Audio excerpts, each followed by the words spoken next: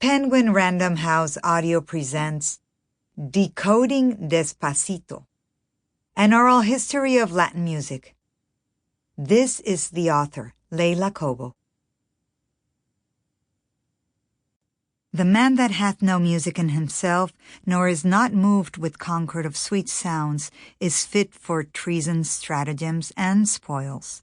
The motions of his spirit are dull as night, and his affections dark as Erebus. Let no such man be trusted. Mark the music. William Shakespeare, The Merchant of Venice, Act 5, Scene 1. Prologue. Latin music's big moment. The article in Billboard magazine read like so many pieces about Latin acts who achieve international renown. The artist had been discovered and pushed by the company's Latin American chief, but had become so successful that he was no longer going to merely release songs in Latin American countries. He would now be groomed for a major release for the mainstream market. We could be speaking about Rosalía in 2019 or Ricky Martin in 1999. But this was Cuban band leader Damaso Pérez Prado, whose big band played mambo and other Latin rhythms, and the year was 1950. The pianist and arranger who, as the Billboard story said, cuts in Mexico, had been RCA Victor's top Latin American seller for the past decade before the label decided to switch him from the international series to its pop label, meaning Pérez Prado was being taken from the Latin market and moved into the mainstream. By then, he'd already made an impact with his Que Rico el Mambo, now considered a Latin standard, which he had re-released as Mambo Jambo for the American market.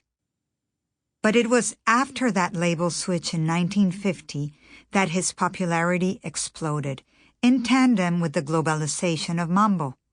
By 1955, Pérez Prado's version of Cherry Pink and Apple Blossom White, which was used as the theme for the Jane Russell film Underwater, spent 10 weeks at #1 on the Billboard pop charts, making it one of the biggest instrumental hits of all time.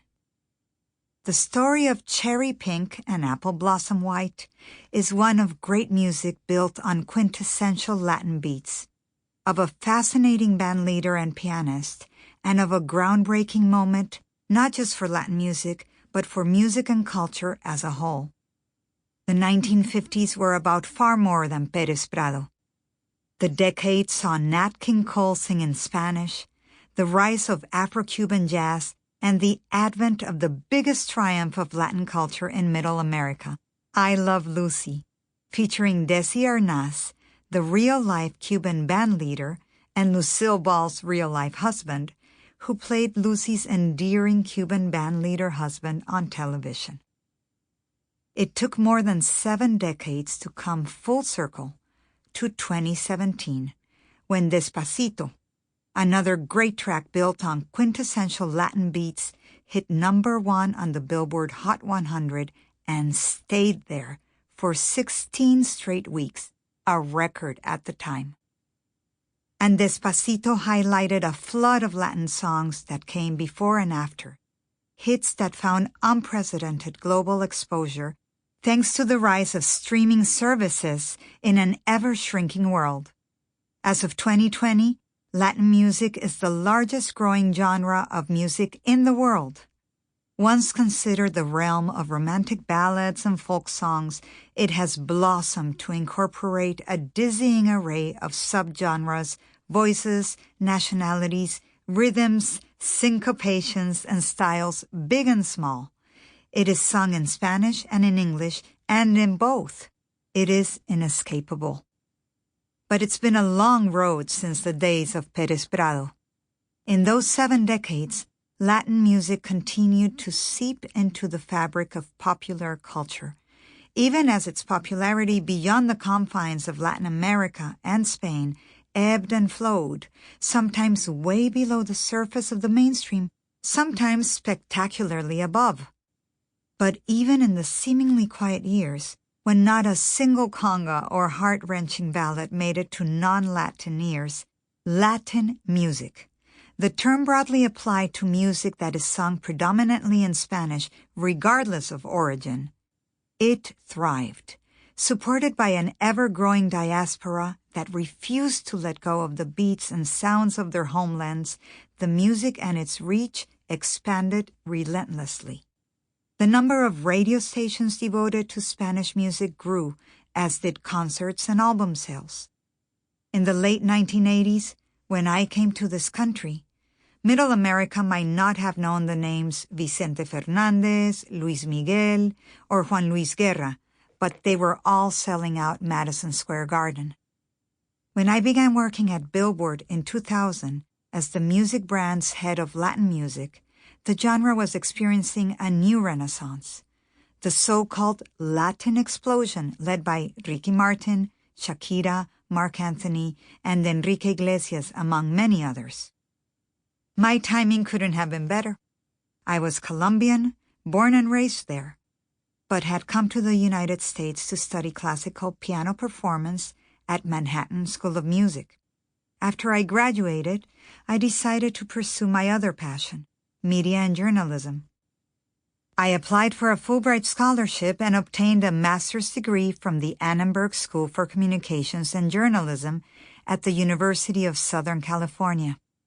There had to be a way, I thought, to bring together music and journalism, music and media, my Latin background with my formal music training. It all meshed when I landed a job as the pop music critic for the Miami Herald. When the Billboard spot opened up in 2000, the time was ripe for Latin music to come into its own. The seeds had already been sown. In the mid-1990s, Gloria Estefan and the Miami Sound Machine awakened the world to the beat of the conga with music that was in English but had as its foundation aggressive Latin beats, a metaphor for a blending of cultures. It was, as Emilio Estefan famously once said, rice and beans with hamburger. At the same time, the ultimate Latin symbol, the sexy crooner, had made its way into every living room in America, thanks to Julio Iglesias and Willie Nelson's To All the Girls I've Loved Before. Who knew Latin and country music could mesh? But the Latin explosion of the late 1990s was more like a tidal wave that enveloped the world, with Ricky Martin's Livin' La Vida Loca and Shakira's Whenever, Wherever serving as two of the flag bearers. They too became household names, eventually gracing the cover of Time magazine. The Latin explosion waned over time, as pop music fads tend to do, but Latin music remained and thrived. There were unexpected one-offs, like Macarena, a quintessential Spanish track from Sevilla, Spain, whose irresistible dance and beat made it a sporting event favorite, and even the soundtrack of the 1996 Democratic National Convention. At the same time, regional genres like the Dominican Republic's bachata and Colombia's vallenato built a fan base outside their geographical boundaries, with the intoxicating fusion in the songs of artists like Juan Luis Guerra and Carlos Vives. Salsa, the New York-born mishmash of Cuban, Puerto Rican, and homegrown beats, found a socially conscious voice in the music of Willie Colon and Ruben Blades. Thanks to an influx of Mexican immigrants, variants of regional Mexican music boomed, from the mariachi strains of Vicente Fernández to the norteño corridos of Los Tigres del Norte, with their tales of heroes and anti-heroes. And reggaetón, a distinctly Latin urban beat, came of age in Puerto Rico and quickly migrated north and south, with Daddy Yankee's Gasolina becoming a surprise global hit that introduced the world to a new Latin rhythm. In my time at Billboard, I have seen Latin music and interest about it reach unprecedented levels. Our charts have grown, our traffic has grown, our awards show has grown, our annual Latin Music Conference has become a destination for artists from around the world, and our coverage has multiplied in English and Spanish. Artists who used to be ours Sample complete. Ready to continue?